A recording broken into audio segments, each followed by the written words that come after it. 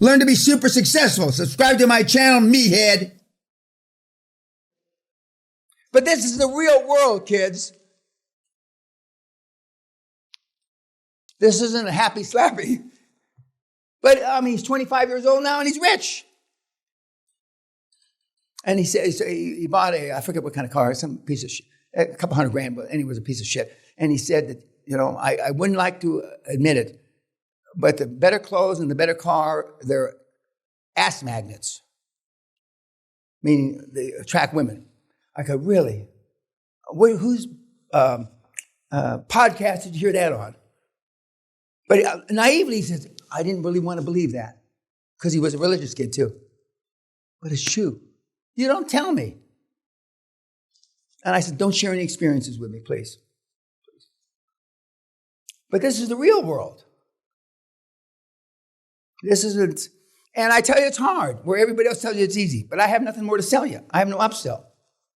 From me, the only man on the planet to call negative oil, which I was, who called at least 4 COVID waves, which I did, said early in 2021, inflation was not transitory, which I did. You may not like the messenger, but don't heed the message at your own peril. Black swans come in different forms, and as I said in 320, COVID would be with us forever.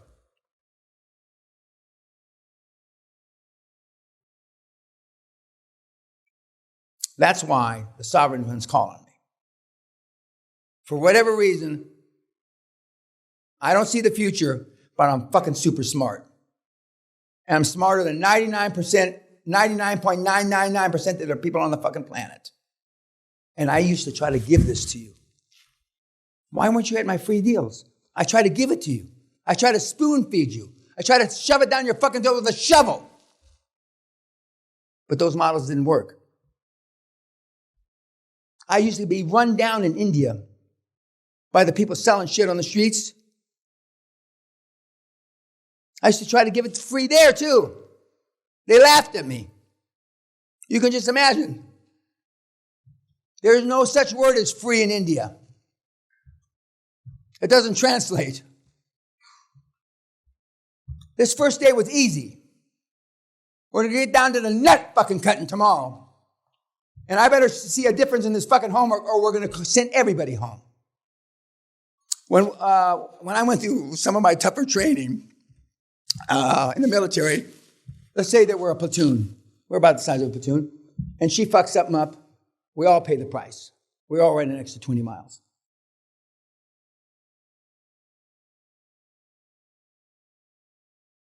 In the 90s, if somebody fucks something up, the whole class suffered. And they had what's called blanket parties. When 4 or 5 of the guys would come into your room and kick the shit out of you for fucking things up that day. And they never fucked up again. Women included. See, you're not serious. It's obvious to me. I'm going to get tougher. Let's see if I can get any of you to quit. Oh, I never quit. Really? We'll see. It's like the guy that shit his pants. I knew I was alive when I shat myself. We'll see how tough this fucking group is. I already know the answer. So you better get fucking serious, because I'm not here for my good health. I'm here to add numbers to my numbers. That's all. You're a means to an end to me. And some of you are less of a means to an end to me. And for our 4'4" young lady over there in the corner, who says she's 5'4", she's only off about a foot. Remember, as the girls say, women think that's 6 inches for about 300 years. Because that's what they're,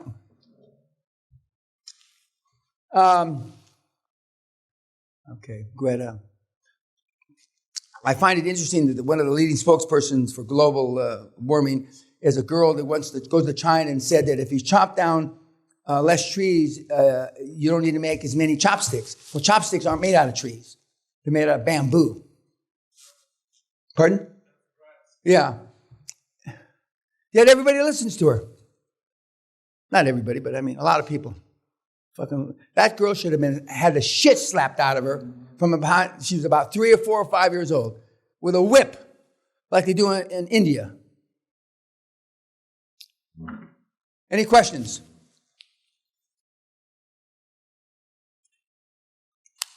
Okay, if there's no questions, kids, who's my question, yes, sir.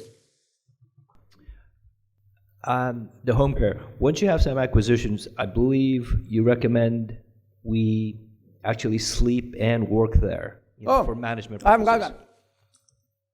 The first 6 months, depending on how, I say this with the food in my mouth and tongue in cheek, depending on how quick a learner you are, I can't even say how loud. You're gonna live there at least 3 months to 6 months. Live on the premises. Pull the dead bodies out. It's just it's a horrid thing to say, but assisted living is a numbers game. As they die, you got to replace them. Everything in life is a numbers game. Yeah, 3 to 6 months, probably 6 months.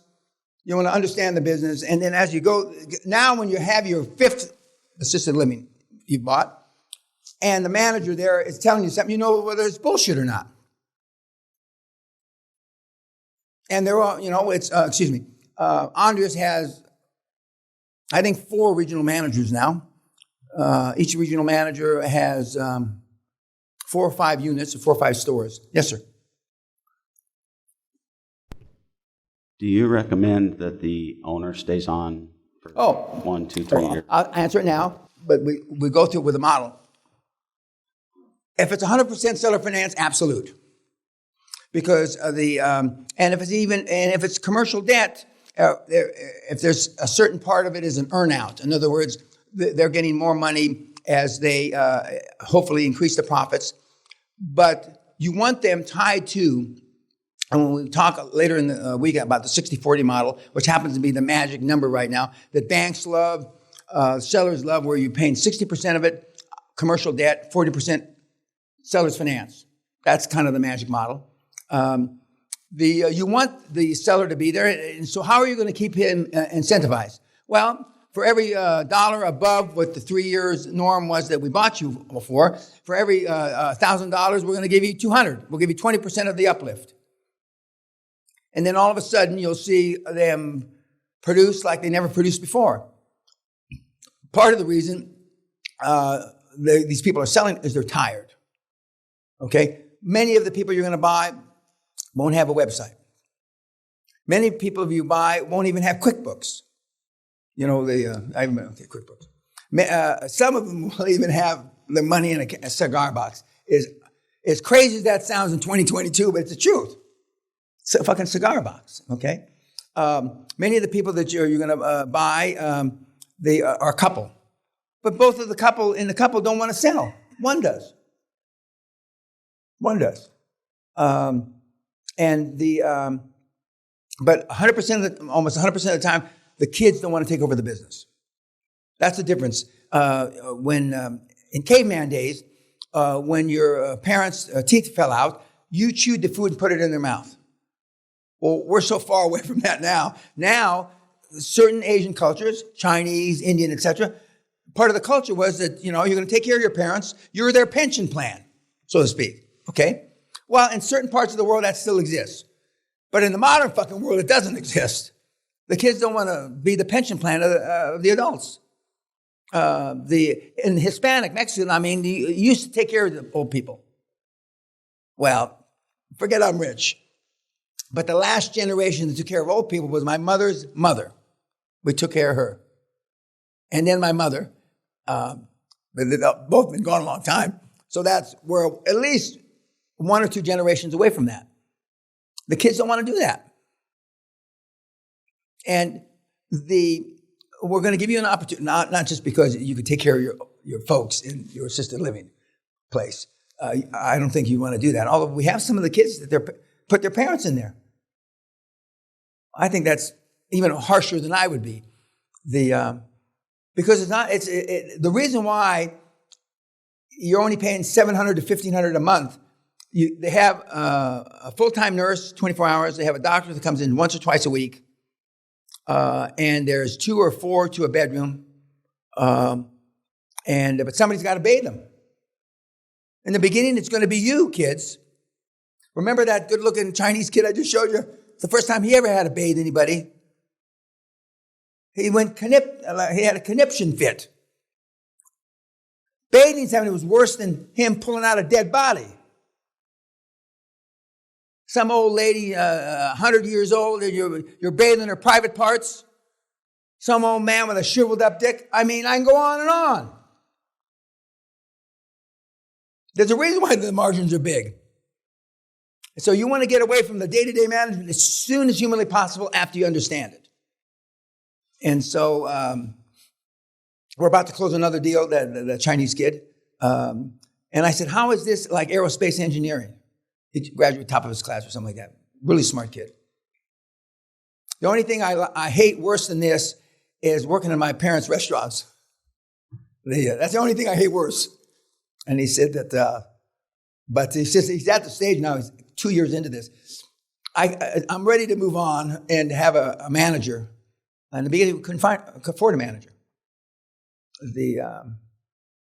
But the kid, his work ethic was no problem. He was used to working long hours.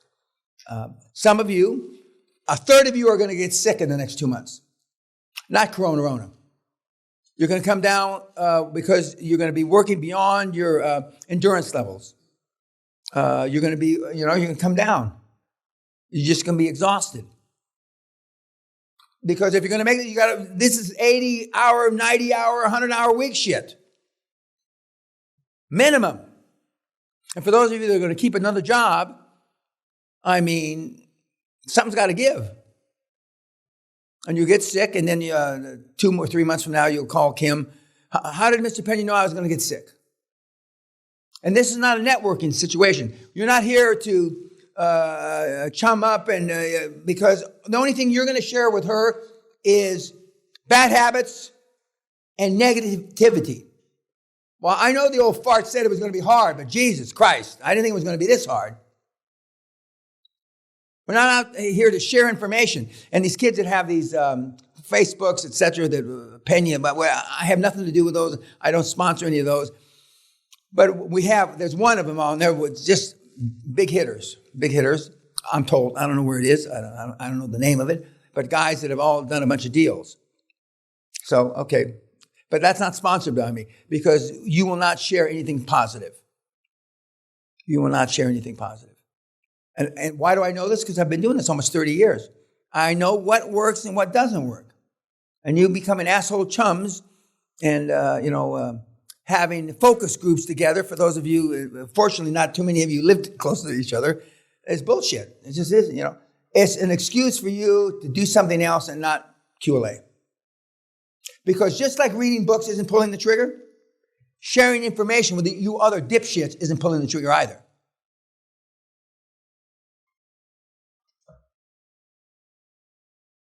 And the big guys, like he said, just tell the people don't bother me in the Netherlands. Although he was willing to share again, we're going to call him back in the next couple of months because he's got a new level. Now the kids from a couple of years ago through Corona that had made deals through Corona are at the level of, we got to manage these fuckers. And and you got to learn to delegate. A couple of you asked me already, when's the right time? I might have mentioned this, to have an assistant. Today. Hire one while you're here. Because there's no way, for the most fastidious, detail-oriented, focused person in this room, this is going to be overwhelming, keeping track of all this shit. With all the tools that they have, and it's going to be overwhelming.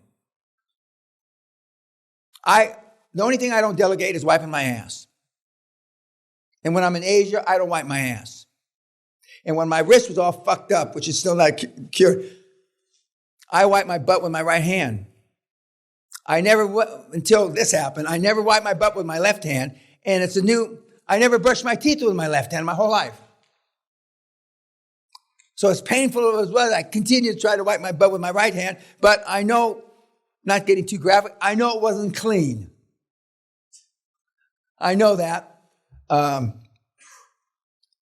I delegate everything. As Kat and EJ will attest to, I don't do anything. I really don't. Because all the really gifted guys that I've had the privilege of being around, like Steve Jobs, he delegated everything except using his brain. That's it. That's it. And so I would, and having your wife is not the answer, do it, or your significant other. Because then you have to get into too much detail of what you're doing, and they're going to think you're nuts anyway. Having your children, the best assistants I had that weren't permanently on the payroll, I used to hire law students from the law schools.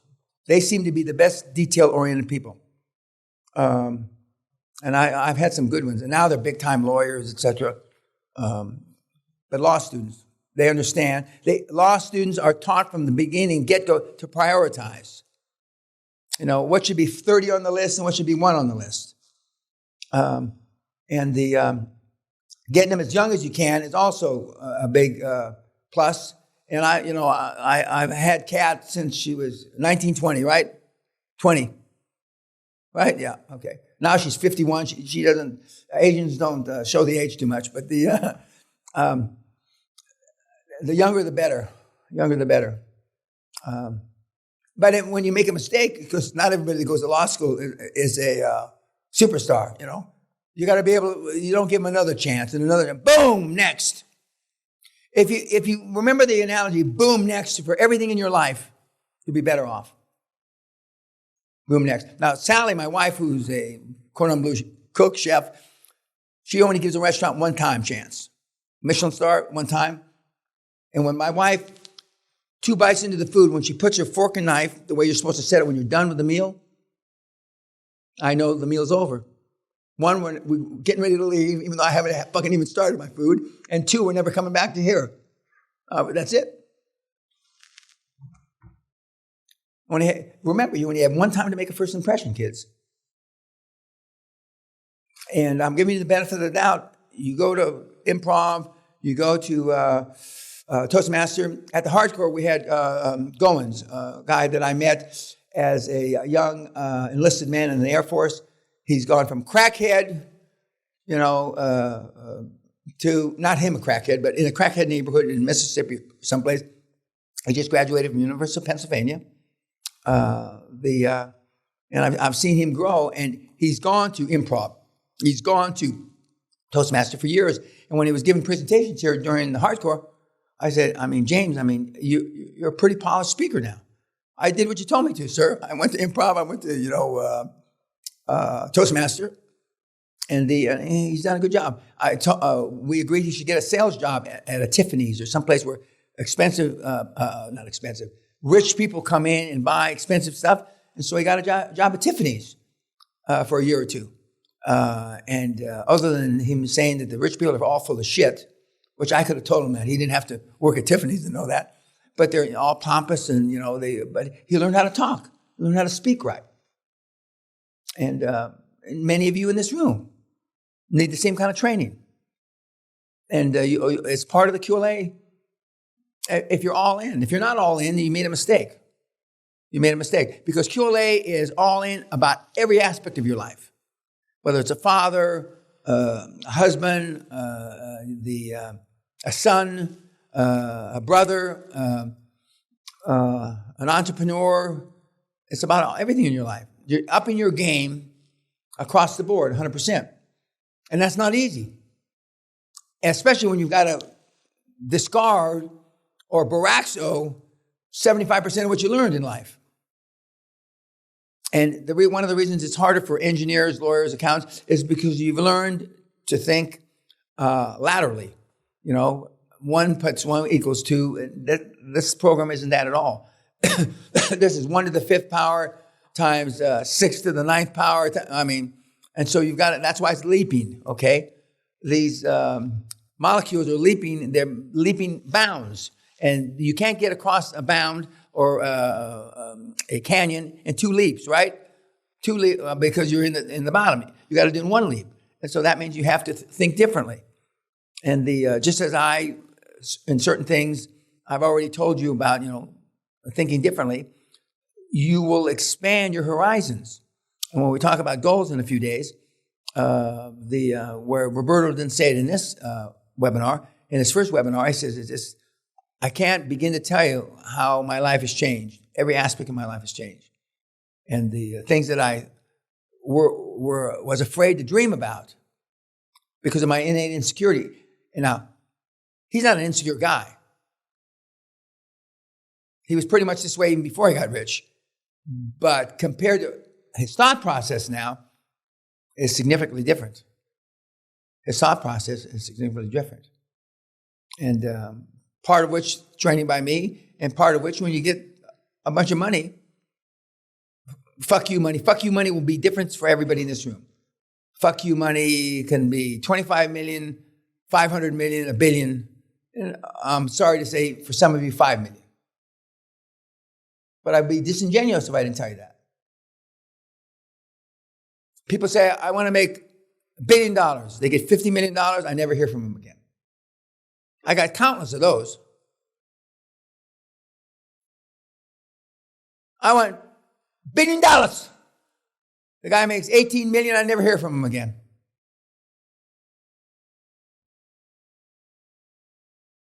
Talks cheap. Okay, who's my 530? 6. Oh, we're going to have fun, huh? 6:30. Okay. Okay, kids, do your homework well, please. I'm asking you nice. Yep. You have a question or you? No, I have a question. Sure. So since my homework was total shit, what are you looking for? Okay, well, no. Okay, if that's all you have to say about what your homework assignment is, either you're retarded, you're being a smart ass, or you don't care. Which is it? You don't know. Okay. You went through it's like me. Let's say your brother. You have a brother? Yes. Okay, let's say this Chinese guy is your brother. He died this morning. And you say, okay, what's next in the seminar? That's the kind of response that when I read your homework. I ask you to write about 3 things. All the things, what's your takeaway? You're not bright enough, you're not gifted enough to give me the takeaway on 3 things in 2 sentences. What's your takeaway? What was your takeaway? You're going to do the homework again.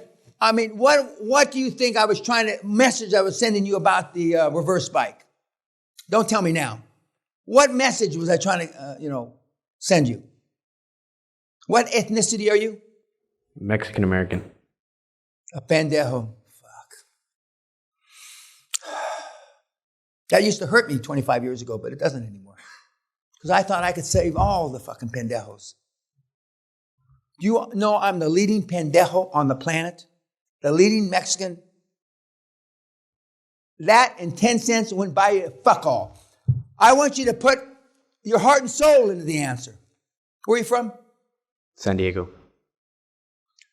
Right across the border. Oh, but I have fun in Tijuana. Oh, God, I could give a whole seminar about that. By the Mexican mafia guys from Tijuana. San Diego. Yep. He says it. Bulls don't fuck girls on the stage anymore, Dad.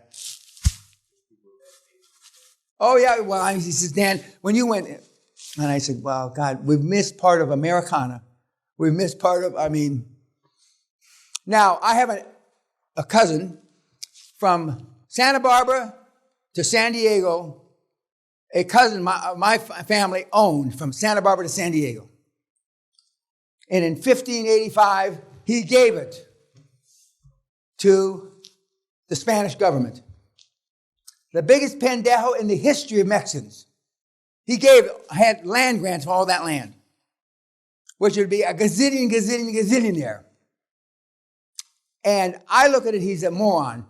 Part of my family, since nobody else has ever done anything, well, at least we had part of California. See, we're not also-rans. I want you to put, you're a bright kid. Show me in your writing. Okay? Okay. Anything else? Yes, sir. Is this a Chinese question? No. So okay. I made some adjustments to the 60-40 model. I want your take on this. So I've been having dialogues with 2 smaller, healthier groups.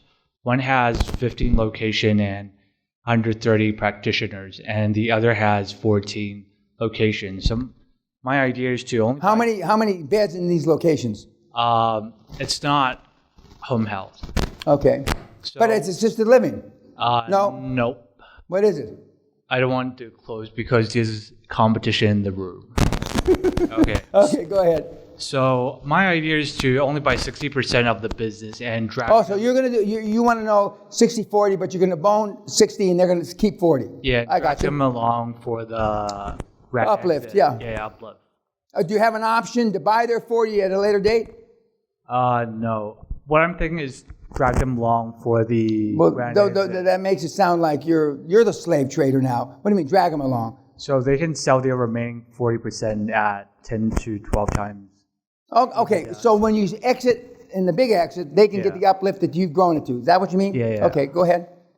Is that a good idea or? Yeah. Okay. Now, I personally would rather have an option to put a push-pull agreement with them where I can buy. Let's say that your idea is going to exit at 10-12 in 5 years. I'd like an option to take them out in 3 years at 8 times. How much are you paying for the 60%? How many times? So one of the 15 location got a offer from a public company before the pandemic at 5.25 times EBITDA. Okay, that's about the right price. Okay, but so somebody's already bought it. Oh, you're saying they got an offer, but they didn't accept it. They accepted it, but it got torpedoed by the pandemic. Okay. You can buy whatever you're buying. If I think I know where you're going, at between 4.5 and 6 times EBITDA all day long. You can buy this shit. Okay, you want to buy it at 4.5, and they want to sell it at 6.5, as I explained earlier. I would buy the 60% at 6 or 5.5 or 4, whatever the number is. But I would want an option to buy the 40%, not for them to be able to hang on until you exit, but you can have the option, and of course they have to agree with this, that, in the next 3 to 5 years, although I expect an exit at 5 years, but the next 3 to 4 years, I want the option to be able to buy you're expecting 12, I'll give you 9 after 3 years instead of waiting 5 for 12 times. And do you have a chairman? No. You do. Well, what did he say? He said it's a good idea. If your chairman can't tell you what I just told him, then you got the wrong guy. But most of you recruited chairman. A lot of people come here that have already done deals or trying to do deals. But most of you, now that you've heard me describe what you should have in as chairman, there's a lot difference in hearing me on a YouTube, because a lot of stuff I don't say in the YouTube, and reading my book or reading all the free material online, than hearing me in person, because you can ask me the specific question in person. And on YouTube, you just hear me answering somebody else's question. And so that is the benefit of coming to me online. And in person. Yes, sir. Can we go through firing our chairman? We don't have to do it now, but over the next couple of days. You mean explain to you how to fire a chairman? Yeah, I need to. Okay, let's see. Robert, hi, how are you? It's Dan. Everything's cool. I really rather do this in person, but you're fired. But they already have shares and it's operating. He's got shares? Okay, obviously, Robert, you realize your shares are worth shit, but I'll buy him 5 cents on the dollar from you. Bye. He'll call back after he talks to the lawyer. Having a minority shareholding in a private company it's like kissing your sister. It's worth nothing. Now, if some of you got kinky relationships with your brothers and sisters, that aside, it's like kissing your sister. Worth nothing. Because they know the only thing that you're obligated to do as the company is to give the minority shareholders the financials once a year. But you can give them 3 years late. That's a loophole in law. So they know they're not going to see what the company's worth, but every 3 years, and you're going to be 3 years late. So really, they're not going to be able to know what the company's worth for 6 years. And they realize unless you're about to IPO, and you shouldn't be, if you're getting rid of people just before an IPO, you fucked up big time. Another question. What about you, Shorty? 5'4", my ass. Anyway, yeah. You mentioned a lot of people make mistakes building their board before they come here. What are those mistakes?